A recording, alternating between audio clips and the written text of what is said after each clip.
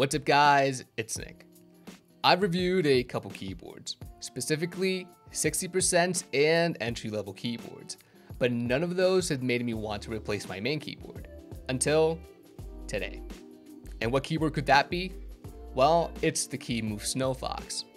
It's around the same price point as my Alloy Origins core, but this one's a 60% compact and pretty aesthetic keyboard. So let me show you what it is, what it does, and why I think this is the best 60% keyboard for the price. For me, everything starts out with the packaging. It's like a small introduction to the product, and I'm one of those people that can really appreciate the little details that come with it. It's actually why I do unboxings, and this box is pretty aesthetic. Opening the box, we're greeted with a few things. First, the well-packaged, shiny new keyboard in white. A switch puller, meaning this is a hot swappable keyboard. The always included keycap remover in white. The manual, which we'll promptly throw away. A white braided USB-C cable. And they were kind enough to throw in a few extra switches in case you want to try out something new. For me, they added Gator on greens, reds, and whites. Kind of weird that they included 2 linear switches, but hey, we'll take it. Moving on to the keyboard itself, you'll see that it has a white outer case and a black interior, making it a 2-body layer design. The Shadow Fox version is completely black, making it more cohesive between the colors. However, I lean more towards a white aesthetic, which is why I went for the Snowfox. Overall dimensions are what you'd expect between a 60% keyboard. It is especially thick and chunky though. This is in no way bad, as the feel of the hard plastic on the case is pretty sturdy and there's no give whatsoever. On the rear, you have the USB Type-C connector on the left side, and on the right side, an on-off switch paired with the Mac and Windows layout switch. This means you can switch this keyboard to whatever OS layout you prefer, which is especially nice for me since I mainly switch between my PC and my MacBook Pro. On the back, we can see the Kemove branding as well as the feet that change the angle of the keyboard. They give off a pretty satisfying click when toggled, as well as a decent typing angle, rather than the flat profile that most keyboards without these do. I honestly prefer the angled profile when I'm typing, so it's what I mainly use. In terms of the layout, this is just your run-of-the-mill 60% without the function keys or specific keys for arrows, which is what I find most annoying with these 60% keyboards. I just really need my arrow keys. It does come with double shot PBT keycaps, which I find amazing whenever I find a keyboard company that includes these over the ABS plastic ones. However, since this is a standard 60%, you can find a wide variety of colors online and they'll fit mostly 100% of the time. Let me know in the comments what keycaps I should buy, and while you're there, leave me a like and a sub if you're enjoying the review so far. Below the keycap, we find the switch, and these are Gator on browns. I lean more towards linears as I really never tried tacticals. However, even though they feel a bit mushy, I kinda like them. But this is a hot swap keyboard, so you can remove them. Do note that with this switch puller in specific, you might end up damaging the switch. I've noticed that the best way to remove the switch on this keyboard is to gently pry yourself and wedge yourself between the tabs, then use a small bit of force and remove it. Just please don't break any pins.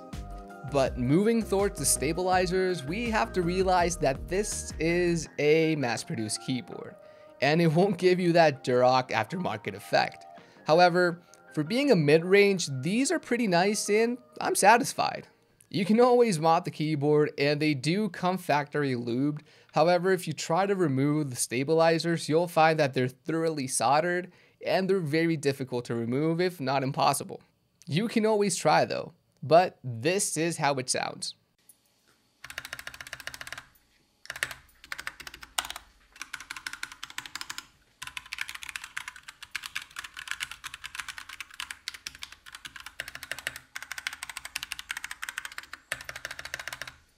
And if you're curious about the other switches, all you have to do is remove the browns, insert whatever switch you like the most, and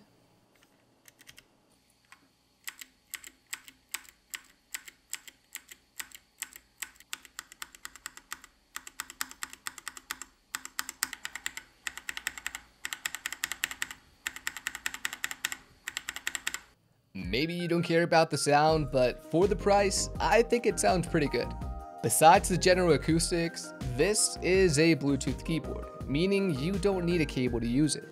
It can connect up to 3 devices, and you can easily switch between them using the function C, X, and C keys like most other Bluetooth keyboards. And while holding down the function key, you'll find out what device you're connected to.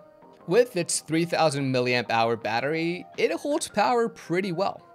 I tend to use it wired rather than Bluetooth, so I can't really give you a specific on how long it lasts, but I'd assume a little over a week without LED use and about 2 to 3 to 4 days with continuous LED use. This all depends on how you use it, how long you use it, and what you use it for. While it does have the wireless function, and I haven't seen any latency issues using it so far, I can't really recommend you use this for gaming on Bluetooth. Just grab the wire and plug it in, you'll thank me later. You can always use the Bluetooth mode for leisure, casual scrolling, or gaming if you're crazy like that. But this is me just being picky. Now where this keyboard shines is the RGB lighting. The keyboard comes pre-installed with a variety of different lighting options. And within the software, you can pretty much customize it to whatever you want.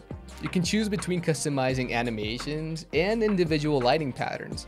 You can also custom map any key you want, whether that be the scroll click on your mouse, the play pause button on the media controls, or any type of system interface option.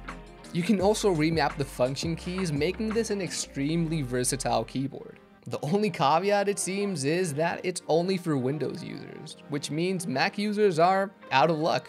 It does take some getting used to, as the interface isn't really that intuitive, but there's a general pathway for everything, you just have to play around with it. So, what are my thoughts? Well, I think it's a really aesthetic keyboard.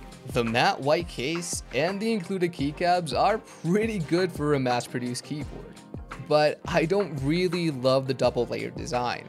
It's very sturdy for such a compact keyboard, and when you pick it up, you can feel how hefty it is, making it feel and sound better than my TKL with red switches. Note that I don't really love brown switches, but I don't hate them either. I will be looking forward to changing these, I just can't really quite decide which ones I should get. Let me know which ones you want to see and hear. Even though I don't tend to use Bluetooth much, it is quite nice to have on the rare occasion when I have it connected to my Mac or I want to switch it to my PC. It's just an overall good use feature to have if you're moving around. And have I mentioned the price? It's listed for $90 on sites like Amazon and on the Kemove website. However, it does tend to be a bit lower than that. And with this code that Kemove sent us, you can get a 30% discount on Amazon, making it a bit more budget friendly. I do have to say that I'm not being paid to say anything in this video. Kemove just kindly sent out the keyboard and the coupon for you guys to use. They don't have a say in the video, and they don't get to watch it before I post it. That being said, I really do like this keyboard. It's compact, sturdy, and it feels and sounds nice. I will be using this keyboard as my main keyboard until I move up to the higher budget custom keyboards. With this, we do keep moving forward to building that custom keyboard as I fall deeper down the rabbit hole of keyboards. The only question is, how much and what do I build? Hopefully this video was useful to you, and remember that a like and a sub goes a long way. I'm really close to 1K, we're basically there, so I'll have a full video on that soon. I'm gonna go and buy an expensive MacBook. See ya.